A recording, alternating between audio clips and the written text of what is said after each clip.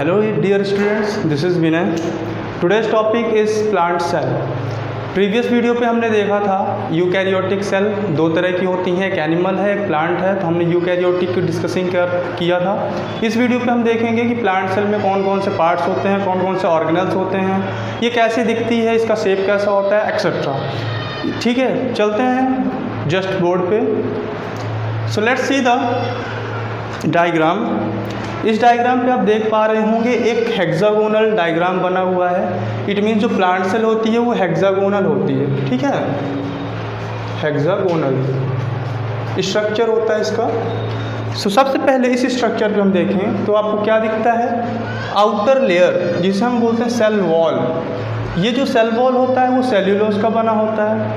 Okay, काफ़ी hard होता है और बीच बीच में गैप होता है, गैप जंक्शंस होता है for the transfer of substance. कुछ सबस्टेंस के ट्रांसफ़र होने के लिए ये सेल वॉल बीच में ब्रेक भी होती हैं, कनेक्ट होती हैं दूसरे सेल से, तो इस प्लेस को हम पिट बोलते हैं।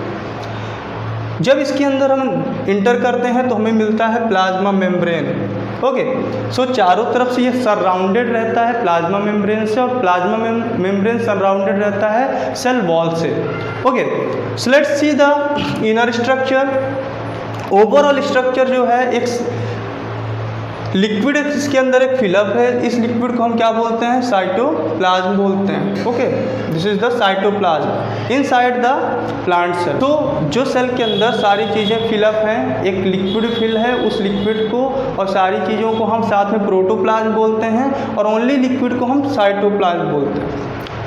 इसके बाद देखेंगे तो एक न्यूक्लियस इसमें पाया जाता है। इस न्यूक्लियस को हमने यूकैरियोटिक एनिमल सेल में डिस्कस किया था, वो होल स्ट्रक्चर यहाँ पे भी पाया जाता है। तो एक बार फिर से डिस्कस कर लेते हैं। सबसे आउटर मेम्ब्रेन जो है इसको हम क्या बोलते हैं, न्यूक्लियर मेम्ब्रेन। न्यूक्लियर मेम्ब्रेन बीच बीच में गैप होती है, उसको हम बोलते हैं nuclear pore. Then after enter करते हैं तो इसके अंदर एक लिक्विड फिलअप होता है जिसे हम बोलते हैं न्यूक्लियोप्लाज्म, और साथ में इसमें एक सॉलिड बॉडी पाई जाती है। ओके, सो इस न्यूक्लियस के अंदर एक सॉलिड बॉडी पाई जाती है जिसे हम बोलते हैं न्यूक्लियोलस। एंड जस्ट देख सकते हैं आप फाइबर लाइक स्ट्रक्चर्स पाए जाते हैं जिन्हें हम बोलते हैं क्रोमैटिन फाइबर्स, और ये ओवरऑल स्ट्रक्चर इतने सारे न्यूक्लियस के अंदर पाए जाते हैं। This is the nucleus of plant cell. इसके बाद बात करें और तो एक नेक्स्ट आपका ऑर्गेनल्स है गोल्जी बॉडी। इस गोल्जी बॉडी को हम डिक्टियोसोम के नाम से जानते हैं। हम प्लांट में पाए जाने वाले गोल्जी बॉडी को डिक्टियोसोम कहते हैं। इसके बाद देखें तो एक स्पेशल कैरेक्टर, एक स्पेशल ऑर्गेनल्स जो हमारे प्लांट सेल पे पाया जाता है उसे हम बोलते हैं क्लोरोप्लास्ट। अब ये क्लोरोप्लास्ट का स्ट्रक्चर हम फर्दर देखेंगे तो इसमें थैलाक्वाइड प्रेजेंट होते हैं। थैलाक्वाइड पे ग्रीन पिगमेंट जिसे हम क्लोरोफिल बोलते हैं वो प्रेजेंट है। तो ये सारी चीज़ें हम बाद में डिस्कस करेंगे जब स्ट्रक्चर पर्टिकुलर देखेंगे उन ऑर्गेनल्स का। अभी हम सिर्फ देख रहे हैं कि कौन कौन से ऑर्गेनल्स प्रेजेंट हैं। ओके, सो आगे देखें तो आपका गोल्जी बॉडी हो गया, क्लोरोप्लास्ट हो गया, फिर एक इम्पॉर्टेंट ऑर्गेनल्स है माइटोकॉन्ड्रिया, और इसी न्यूक्लियस के साथ में आपके राइबोसोम्स भी और साथ में एंडोप्लाज्मिक रेटिकुलम भी प्रेजेंट होता है। ठीक है, तो ये रफ एंडोप्लाज्मिक रेटिकुलम रफ इसलिए क्योंकि यहाँ पे क्या प्रेजेंट है, ये राइबोसोम्स हैं, राइबोसोम्स प्रेजेंट हैं, इस कारण ये रफ एंडोप्लाज्मिक रेटिकुलम। और जिस पार्ट पे ये राइबोसोम्स एब्सेंट है उस पार्ट को हम बोलते हैं smooth endoplasmic reticulum. So we can say that endoplasmic reticulum is a two type, one smooth and second rough. Next organelles है हमारा लाइसोसोम। एनिमल के केस में लाइसोसोम को हमने देखा था स्ट्रक्चर में थोड़ा सा बड़ा होता है, लेकिन प्लांट के केस में इसका स्ट्रक्चर थोड़ा सा छोटा होता है। इसका दूसरा नाम भी है स्फेरोसोम। स्फेरोसोम के नाम से लाइसोसोम जाना जाता है। इसको हम बोलते हैं स्फेरोसोम को plant lysosome. Okay, plant cell lysosome.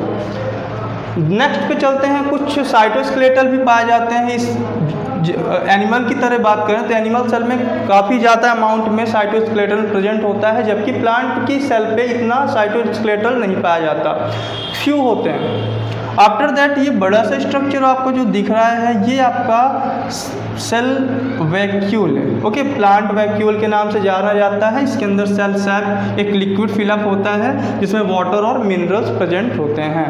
Okay, सो ये ओवरऑल मेन ऑर्गेनल्स थे।